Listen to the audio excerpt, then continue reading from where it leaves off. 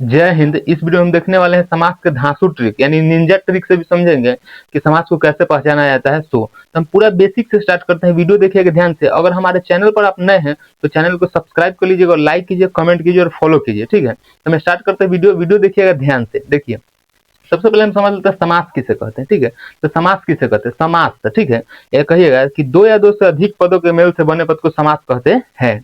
कह रहा है कि दो या दो से अधिक पदों के मेल से बने पद को समास कहते हैं, यानी दो गो जो पद मिलेगा उसे क्या बोलेंगे? समास। ठीक है, देखिए, और समास के में एक शॉर्ट समझिए कि समास को अर्थ मतलब होता है मेल। क्या होता है? मेल, यानी मेल मतलब होता है क्या? मिलाना।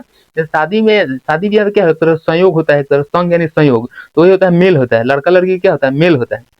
तो समास एक तरह क्या है? समास का अर्थ क्या है? मेल यानी संयोग। ठीक है, अर्थात संक्षेप यानी शॉर्टकट कर देता है। ठीक है, संक्षिप्तीकरण कर देता है, यानी शब्दों का क्या होता है? मेल होता है। समास में क्या होता है? शब्दों का मेल होता है। तो समास समझ गए कि दो या दो से अधिक पदों के मेल से बने पद को समास कहते हैं। समास का शाब्दिक अर्थ कहिएगा अर्थ होता है मेल या सहयोग या संक्षिप्तीकरण होता है समास का अर्थ। समास का मेनली अर्थ क्या होता है? मेल करना। ठीक है, यानी मिला देना। ठीक है, ये समझ गए। और देखिए, अब समास में क्या है? पूर्व पद होता है और उत्तर पद। तो मान लीजिए हम कोई वाक्य बोल रहे हैं, जैसे बोल रहे हम कथी कथी रसोई घर, तो रसोई का घर बोलेंगे गंगा जल, तो गंगा का जल ये हो जाए। तो वही हम लिए हैं पर गंगा जल, तो इसमें गंगा जो है हमारा क्या है? क्या है? हमारा पूर्व पद है। क्या है? पूर्व पद है। और जो हमारा जल है क्या है? हमारा उत्तर पद है। क्या है? उत्तर पद है। ध्यान रखिए। देखिए, गंगा का जल, गंगा का जल, तो गंगा क्या है? हमारा पूर्व पद है। जो पूर्व पद होता है, जो पहले लगेगा वो क्या बोलेगा? पूर्व पद। और जो बाद में लगेगा वो क्या हो जाएगा? हमारा अथी उत्तर पद। क्या हो जाएगा? उत्तर पद। तो पहले मतलब पूर्व पद, उत्तर मतलब लगेगा जो अंतिम है। तो पूर्व पद उत्तर पद, पूर्व पद उत्तर पद, जो पहले लगा उसे बोलेंगे पूर्व पद, इधर जो है उत्तर पद। ये समझ गए। अब समझते हैं समास के अथी प्रकार। ठीक है, समास के प्रकार के गजब धांसू ट्रिक कहिए। तो देखिए, समास मेनली क्या प्रकार का होता है? 6 प्रकार का होता है। ठीक है, समास कितने प्रकार का होता है? टोटल 6 प्रकार का होता है। तो समास के ट्रिक का वीडियो एक तरह से कहिए। तो देखिए, समास के प्रकार का होता है टोटल 6 तरीके का होता है। इसका ट्रिक है, हमारा समास याद करने का ट्रिक है कि अति दबाकर दो, अति दबाकर दो। तो अ से होगा अव्ययीभाव समास। ठीक है, त से क्या होगा? तत्पुरुष समास। और द से होगा द्वंद्व समास। और ब से क्या होगा? बहुव्रीहि समास। और क से होगा कर्मधारय समास। और दो से होगा कथी? द्विगु समास, यानी अति दबाकर दो। ट्रिक हमारा नाम कथी है कि अति दबाकर दो। तो ये हमारा क्या है? अ से हो जाएगा अव्ययीभाव, त से तत्पुरुष, द से द्वंद्व हो जाएगा, ब से बहुव्रीहि हो जाएगा, क से कर्मधारय और द से द्विगु। ठीक है, तो यानी समास की क्या है? हमारा गजब ही अनोखा ट्रिक है, अति दबाकर दो। तो टोटल समास कितने प्रकार के होते हैं? 6 प्रकार के होते हैं। हम समझ लेते हैं समास के। पहले अब एक एक करके डिफिनेशन समझ लेते हैं। देखिए, आपसे एग्जाम में डिफिनेशन नहीं पूछा जाएगा, पर आपसे पूछा जाएगा कौन कौन समास है। सो ठीक है, यानी दो तीन गो 4 गो शब्द कहे इसमें कौन समास है चुन कर दिख। जैसे मान लीजिए एग्जाम्पल में हमसे कहे दाल रोटी कौन समास है, आपको बताना हो कौन समास है। ठीक, तो ध्यान से देखिए, हम आपको बड़ी बारीकी से बताते हैं। देखिए, सबसे पहले हम समझ लेते हैं अव्यय भाव समास। ठीक है, अव्यय भाव समास, ये समास का ट्रिक याद रखिए, अति दबाकर दो। तो से अव्यय भाव। तो सबसे पहले हम देखते हैं अव्यय भाव समास किसे कहते हैं? अव्ययी भाव समास। ठीक है, देखिए, अव्यय भाव समास किसे कहते हैं? कह रहा है वह समास जिसका पहला पद यानी पहला जो पद है उपसर्ग हो, उसका पहला पद क्या हो? उपसर्ग होगा, उसे अव्यय भाव समास कहते हैं। यानी पहला पद क्या होगा? उपसर्ग होगा, उसे बोलते हैं अव्यय भाव समास। तो उपसर्ग किसे कहते हैं? एक तरह से समझिए, तो जो पहले लगता है उसे क्या बोलते हैं? उपसर्ग। उपसर्ग वह शब्दांश है जो किसी शब्द के पहले जुड़कर शब्द का अर्थ यानी जो भिन्न अर्थ प्रकट करता है, यानी नया अर्थ प्रकट कर जाए, उसे क्या है? उपसर्ग कहते हैं। जैसे मान लीजिए दिन है, हमें प्रति जोड़ दें तो क्या है? प्रतिदिन। क्या हो जाएगा? प्रतिदिन। मान लीजिए प्रति है, ठीक है, चाहे दिन लिखल है, ठीक है, दिन लिखल है, ये दिन लिख दिए है, ठीक है, हम प्रति जोड़ दिए, क्या जोड़ दिए? प्रति। ठीक है, तो क्या हो जाएगा हमारा? प्रतिदिन। क्या हो जाएगा? प्रतिदिन। तो प्रति हमारा क्या है? जो प्रति हमारा क्या? उपसर्ग हो जाएगा। क्या हो जाएगा? उपसर्ग हो जाएगा। ये समझ है, उसे अव्यय भाव समास कहते हैं। जैसे में देखिए, यथाशक्ति, तो यथा हमारा क्या है? उपसर्ग है, और शक्ति क्या है? हमारा प्रत्यय है। जो पहले लगता है उसे बोलते हैं उपसर्ग, और जो बाद में लगता है उसे बोलते हैं प्रत्यय। तो इसमें हमारा रहेगा उपसर्ग में। अव्यय भाव समास में आपको क्या याद रखना है कि क्या रहेगा? हमारा उपसर्ग लगा रहेगा। पहले क्या रहेगा? उपसर्ग लगा।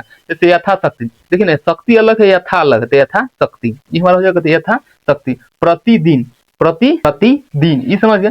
देखिए, प्रति वर्ष, तो प्रति हमारा क्या है? उपसर्ग है, और वर्ष क्या है? एक तरह से प्रत्यय। तो इसमें ये याद रखना है आपको कथी कि उपसर्ग लगा रहेगा। क्या रहेगा? अव्यय भाव समास में पहचानने का तरीका क्या है कि उसमें उपसर्ग लगा रहेगा। ठीक है, तो उसमें पहचानना क्या है कि अव्यय भाव समास होगा, अव्ययी भाव समास। प्रति वर्ष, रातों रात, और क्या रहेगा? वर्ड रिपीट रहेगा। ठीक है, रातों रात, दिनों दिन, लातों लात, ये सब क्या हो जाएगा? रिपीट वर्ड रहेगा। इसको याद रखिए, ये क्या हो जाएगा? हमारा उपसर्ग। कौन सा उपसर्ग हो जाएगा? कौन सा हो जाएगा? हमारा अव्यय भाव समास हो जाएगा, अव्ययी भाव समास। तो अव्यय भाव समास पहचानने का तरीका है कि उपसर्ग लगा रहेगा और वर्ड जो है रिपीट रहेगा, तो क्या हो जाएगा? हमारा अव्यय भाव समास हो जाएगा। ठीक है, जैसे रातों रात दिनों दिन हाथों हाथ क्या हो जाएगा, लातों लात, ये सब हो सकता है। ठीक है, हम समझते हैं द्विगु समास। कौन समझते हैं? द्विगु समास। द्विगु का मतलब क्या होगा? द्वि। द्वि का मतलब क्या होगा? द्वि। तो इसमें संख्या को निर्देशित करेगा। ठीक है, द्वि का मतलब क्या होता है? द्वि। तो कह रहा है इसमें संख्या निर्देशित करेगा। ठीक है, वह समास जिसमें संख्या की प्रधानता, यानी मेन क्या रहेगा? संख्या रहेगा। यानी मेन प्रधानता किसका रहेगा? संख्या की। इसमें संख्या दर्शाएगा, यानी संख्या को आपको बता दे। जैसे कहेगा नौ रत्न, तो देखिए नौ रत्न, नौ रत्न, त्रिभुज, त्रिगो भुज वाला त्रिभुज, तो वही कर रहा है। इसमें संख्या की प्रधानता मेन है। जैसे नौ रत्न हो गया, त्रिभुज हो गया, पंचमुखी हो गया, अति षष्टमुखी हो गया, अति सतमंजिल हो गया। तो ये सब किसमें समास, कौन समास होगा ना? द्विगु समास होगा। द्विगु में याद रखिए जिसमें संख्या की प्रधानता रहेगी, इसमें संख्या ज्यादातर आपको बताएगा, निर्देश करें कि संख्या आपको बता देगी। जैसे मान लीजिए त्रिभुज, सतभुज, अठभुज, नौलखा, तो नौलखा तो नौ आ गया, त्रिभुज, नवरत्न, क्या हो जाएगा हमारा? पंचमुखी, सतमंजिल इत्यादि, ये सब क्या हो जाएगा हमारा? जो हो जाएगा द्विगु समास हो जाएगा। ये समझ गया। हम समझ लेते हैं द्वंद्व समास। तो द्वंद्व समास देखिए ध्यान से कि वह समास जिसका दोनों पद प्रधान हो उसे क्या बोलते हैं? द्वंद्व समास कहते हैं। द्वंद्व समास का डिफिनीशन है कि वह समास जिसका दोनों पद प्रधान हो उसे बोलते हैं द्वंद्व समास। और इसको याद रखिए कि योजक चिन्ह भी लगा रहेगा, यानी हाइफन वाला लगा रहेगा, और दूसरा नाम इसका विलोम शब्द होगा, यानी पर्यायवाची शब्द रहेगा। विलोम शब्द यानी विपरीतार्थक शब्द रहेगा। इसे पहचाने के तरीके हमारा द्वंद्व समास होगा। रहेगा क्या कि इसमें दोनों पद प्रधान रहेगा, और विलोम शब्द उल्टा शब्द रहेगा। ठीक है, और इसका योजक चिन्ह छुपल है। जैसे भाई बहन, उल्टा शब्द एक तरह से भाई बहन हाइफन छुपल है, तो भाई बहन, दाल रोटी, माता पिता, भैया भाभी, साली जीजा, जीजा साली, सब क्या है हमारा हो जाएगा? पापड़ तिलौड़ी। ठीक है, इससे कौन समास होगा? द्वंद्व समास होगा। क्या होगा? द्वंद्व समास होगा। भाई बहन, दाल रोटी, माता पिता। दाल रोटी तो एग्जाम में कई बार पूछा गया, एक बार नहीं 3-4 बार पूछा गया कि दाल रोटी कौन सा समास होगा? द्वंद्व समास होगा। तो इसमें हाइफन छुपल रहेगा और उल्टा शब्द रहेगा। ठीक है, और क्या रहेगा? योजक चिन्ह छुपल रहेगा और विलोम शब्द रहेगा, यानी उल्टा शब्द रहेगा। तो ये कौन हो जाएगा हमारा? द्वंद्व समास होगा। जैसे भाई बहन, दाल रोटी, पापड़ तिलौड़ी, भैया भाभी, जीजा साली, ये सब का होगा हमारा द्वंद्व समास हो जाएगा। ठीक है, माता पिता इत्यादि, ये हम समझ लेते हैं। द्वंद्व समास समझ लिए, और हम समझते हैं 3 प्रकार देख लिया, और इसको इस चार्ट को मिटाते हैं और अगला चार्ट में तीनों प्रकार लिखते हैं, आपको बताते हैं। ये देखिए लाइन कट गया है, फिर भी वीडियो जारी रहेगा। देखिए हम समझते हैं आगे तत्व पुरुष समास। इसमें क्या होगा? तत्व पुरुष में वह समास जिसका दूसरा पद प्रधान हो, एक तरह से पहला का पद नहीं, दूसरा पद प्रधान हो, उसे क्या बोलेंगे हम? तत्व पुरुष समास कहते हैं। जिससे राजपुत्र मतलब राजा का पुत्र, क्या हो जाएगा? राजपुत्र, राजा का पुत्र। ये समझिए। मतदाता मतलब मत के देने वाला, मत को देने वाला, वोट को देने वाला क्या हो? मतदाता। यही क्या हो जाएगा? तत्व पुरुष समास हो जाएगा। ये क्या हमारा हो जाएगा? मतदाता।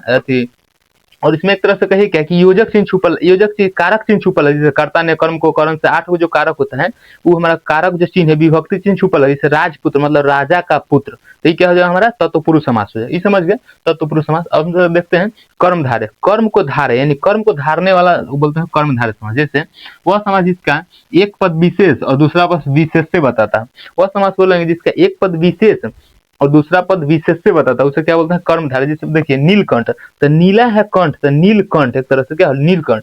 और चंद्रमुखी, मुखी कैसे ना? चंद्र जैसा।